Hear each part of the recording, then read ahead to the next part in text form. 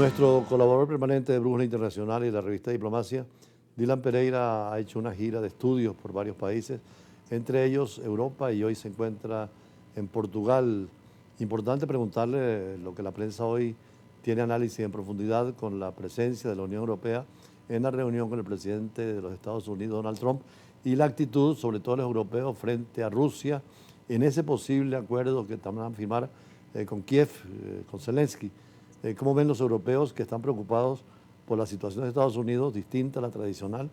y la misma seguridad que quieren de Rusia, pero involucrarse y sobre todo a Ucrania para apoyarla en su integridad? Muy buenas tardes, embajador. En efecto, el gran tema, sin lugar a dudas, ha sido la serie de reuniones del alto nivel diplomático que han sucedido, la cumbre bilateral de Alaska entre el presidente Trump y el presidente Putin. Recordemos que fue el primer contacto a nivel de jefes de Estado entre Estados Unidos y Rusia desde el año 2021, cuando Biden se reunía en Ginebra con Putin, y seguramente uno de los primeros encuentros de alto nivel,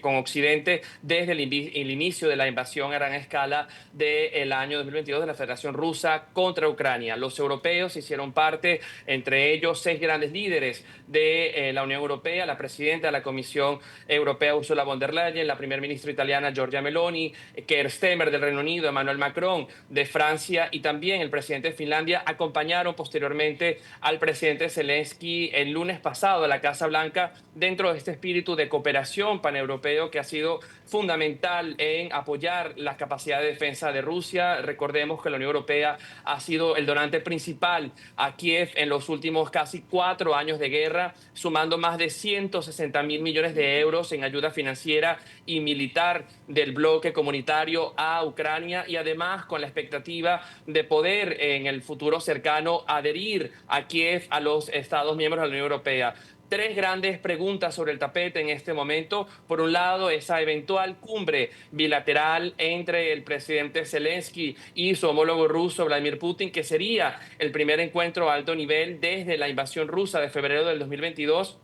Y por otro lado, el tema de las garantías de seguridad. Existía sobre la mesa una gran incertidumbre respecto a la posibilidad que Ucrania pudiese eventualmente unirse a la OTAN. Parece que hoy es un veto tanto para Rusia, y ya Occidente lo empieza a asimilar, si se quiere, pero la fórmula italiana ha calado muy bien en la mesa de negociaciones, donde se propone colocar unas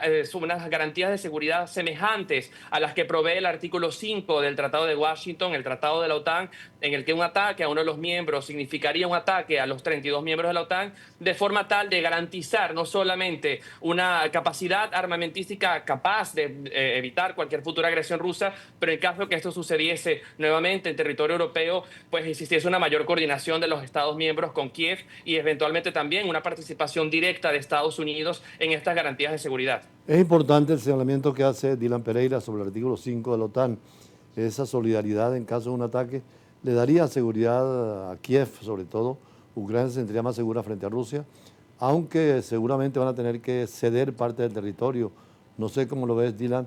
que una negociación siempre hay que se cede en Rusia y cede en Ucrania. A lo mejor Rusia renuncia a algunas de las apetencias que tiene, pero también tendrá que aceptar estas disposiciones, como la propuesta de Italia. Así es, embajador. De hecho, sobre la mesa de negociaciones esta semana en Washington, D.C., con los líderes europeos, pues el gran protagonista era ese mapa de Ucrania con zonas en rojo, demarcadas en rojo, que trae el presidente Trump a la mesa de negociaciones, señalando 5 regiones fundamentales en el Donbass, Lugansk y Donetsk, que son estas repúblicas separatistas que hicieron una suerte de autodeterminación o de autodeclaración de independencia días previos a la invasión rusa, violando así el derecho internacional y violando la Carta de Naciones Unidas. Por otro lado, por supuesto, también Zaporilla y Gerson, y esto estaría sobre la mesa de negociaciones. Sin embargo, el presidente Trump ha tomado un cierto distanciamiento a tener una posición directa en eventualmente una repartición territorial, y ha dejado este tema en la futura cumbre entre Putin y Zelensky, en el que negociarán posiblemente, pues como usted decía, embajador, la posibilidad de una repartición territorial de algunas posiciones rusas que ya han conquistado en territorio ucraniano. Sin embargo, existe mucha cautela al respecto. Los europeos han tenido de forma unánime y homogénea durante los últimos casi 4 años de guerra el respeto absoluto a la soberanía e integridad territorial de Ucrania. Y esta eventual repartición significaría un precedente muy peligroso para Europa y para todo el derecho internacional, porque estaríamos de una forma u otra retrocediendo siglos de historia en el que las fronteras ya delimitadas y reconocidas por el derecho internacional podrían verse vulneradas por actos de agresión o de guerra como lo que ha hecho Rusia contra Ucrania. Y en un contexto regional donde también vemos posiciones en Moldavia o en Georgia que han sufrido también estos avances separatistas prorrusos en algunas de regiones, pues preocupa inmensamente, pero sin lugar a dudas será un punto elemental en las próximas negociaciones. Ahora, ya hubo la reunión en Alaska, vino la reunión también de la Unión Europea con el presidente Trump. Falta ya el triángulo definitivo que es Trump, Putin y naturalmente Ucrania, que ahora sí tendrá que sentarse para la parte final de la negociación. El formato que se plantea en este momento es por definir todavía el local de una reunión bilateral entre el presidente Zelensky y Vladimir Putin. Algunos voceros del Kremlin han insinuado incluso la posibilidad que fuese Moscú, lo cual sería sin lugar a dudas humillante para el pueblo ucraniano. Ya países como Suiza y en particular el Cantón de Ginebra ha dado garantías que de escogerse Ginebra como la sede de las reuniones le otorgarían inmunidad al presidente Putin, que recordemos que pesa sobre él una orden de captura de la Corte Penal Internacional. Y por otro lado también estaríamos hablando de un tercer formato ya trilateral entre Estados Unidos con la presencia del presidente Trump y los líderes de Ucrania y Rusia. El presidente Macron el lunes en Washington, el presidente de Francia, pues insinuaba que sería importante que tanto él como el Keir Starmer del Reino Unido estuviesen presentes en esta reunión, en este nuevo formato, de forma tal de incluir a las posiciones de seguridad del continente europeo en ese sentido. Ahora bien, ya desde Moscú se envían algunas señales que pueden generar tensión, en particular en las últimas declaraciones de Lavrov, el canciller de Rusia, decía que no toleraría el despliegue de tropas occidentales en Ucrania. Y esto, en cierta forma, pues podría entorpecer estas garantías de seguridad que, como decimos, intenta emular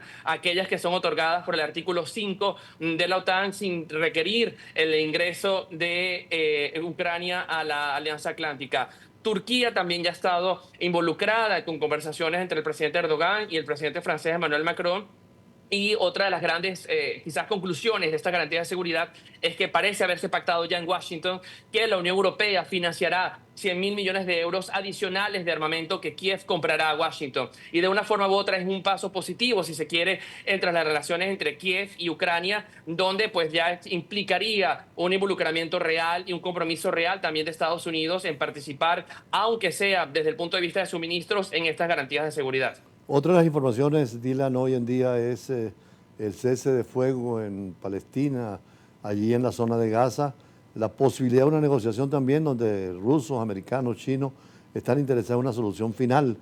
Son víctimas, ya sean judías o árabes, las que están pereciendo y además destruyendo prácticamente ciudades. Así es, embajador, sobre la mesa, negociaciones de Gaza, en el que recordamos que dos grandes son los mediadores, Egipto y Qatar. Las últimas informaciones apuntan a que Hamás había pues aceptado el último borrador de un cese al fuego previsto para 60 días y posteriormente prorrogable, así como contemplando la liberación de una cantidad importante de rehenes, que es sin lugar a dudas una de las aspiraciones más importantes de Tel Aviv. Lo cierto es que si bien ya jamás ha dado este paso, que se asemeja mucho pues a los borradores que ya había aceptado la contraparte israelí en situaciones de negociación pasadas las últimas semanas, lo cierto es que dentro del Knesset en Israel ya se ha aprobado en el gobierno de Benjamin Netanyahu la operación militar que busca el control territorial con más de 60.000 reservistas de Gaza City, de la ciudad de Gaza. Esto, sin lugar a dudas, ha levantado las alarmas de la comunidad internacional, particularmente desde Europa y desde América Latina. Se ha hecho un llamado a reconsiderar esta opción por el posible coste humanitario que significaría una operación terrestre. Netanyahu es inflexible en sus posiciones de desarticular de toda forma a Hamas, naturalmente siendo considerada una organización terrorista, pero el mundo exige pues el ingreso de ayuda humanitaria a gran escala y un cese al fuego que eventualmente lideraría a conversaciones técnicas de paz y poder de una forma u otra definir el futuro de la Franja de Gaza que ya se da por cierto en todas las capitales del mundo, que no incluye naturalmente a Hamas al frente de una posible entidad de gobernanza, pero que podría establecerse una coalición técnica de alto nivel con apoyo de los países árabes que permitiesen el cese al fuego, la entrada de ayuda humanitaria y posteriormente la reconstrucción de la franja. En esos conflictos internacionales permanentemente las potencias decidían. Sin embargo, vemos como en el caso de Siria, que está muy cerca ahí de Palestina, Rusia y Irán apoyaban al gobierno de al-Bashar al-Assad y sin embargo cayó el gobierno por la fuerza interna de la gente que quería un cambio de gobierno y una transición. Gracias. Esto de Siria es interesante porque es un interrogante. Así. El propio presidente Trump reconoce al gobierno de Siria, espera que sea un gobierno democrático y no que persiga a las minorías que se sienten arrinconadas. Precisamente ayer o antier teníamos una entrevista con un sirio desde Sueida y había la confrontación entre drusos y beduinos, es decir, sigue la violencia y necesitan parar esto. Así es, embajador. Siria, que sin lugar a dudas es una de las llagas más dolorosas de lo que significó la primavera árabe, naturalmente en este espíritu de emancipación y de libertad que buscaban y aspiraban sobre todo millones de jóvenes, y que logró destituir regímenes autoritarios como Mubarak o también el caso de Túnez y Egipto, que lograron procesos paulatinos a las transiciones democráticas. Al llegar a Siria, pues se desencadena una guerra civil absolutamente cruenta que se instala por más de 12 años, generando una de las peores crisis migratorias y humanitarias de la humanidad, y que sigue con focos vivos, como el caso de Sudán, que ya inicia su 14 año en guerra. El caso de Siria, pues Damasco, tras la caída del régimen de Bashar al-Assad, que como usted bien decía, embajador, era apoyado directa e indirectamente tanto por Moscú como por Teherán, y está la chiita, que intenta también aumentar su presencia en los países del Golfo y particularmente en el Medio Oriente, pues hoy ha transitado a este nuevo liderazgo que ya es reconocido, como usted dice, embajador, por Estados Unidos, que está en conversaciones diplomáticas de alto nivel con los europeos y al que se le han retirado pues la mayor parte de las sanciones económicas impuestas tras el inicio de la guerra con Bashar al-Assad, en esta aspiración por intentar estabilizar el país. Sin lugar a dudas, en los cuestionamientos y en los temores que siguen sobre la mesa, sobre todo respecto a la protección de las minorías, en particular las minorías cristianas que hacen vida en Siria, pero siempre es fundamental renovar este llamado por la convivencia. El Medio Oriente, y tuvimos la oportunidad hace poco de estar en Palestina, en Israel y en varios países de la región, pues es un crisol fundamentalmente basado en las religiones y en las diferentes etnias que están llamadas a la convivencia pacífica y a la coexistencia. Creo que este mensaje, que además ha sido ratificado por líderes religiosos como el Papa León XIV, es fundamental en un momento donde estos conflictos siguen cobrando la vida de miles de personas inocentes. Bueno, el tiempo es terrible en la televisión. Hay tantos temas internacionales, volveremos en una nueva oportunidad, inclusive la América Latina, que tiene nuevas situaciones como en Bolivia, pero ya habrá tiempo de hablar sobre esto. Tenemos que ir al corte y después con más de la agenda internacional del día de hoy. Gracias, Dylan Pereira.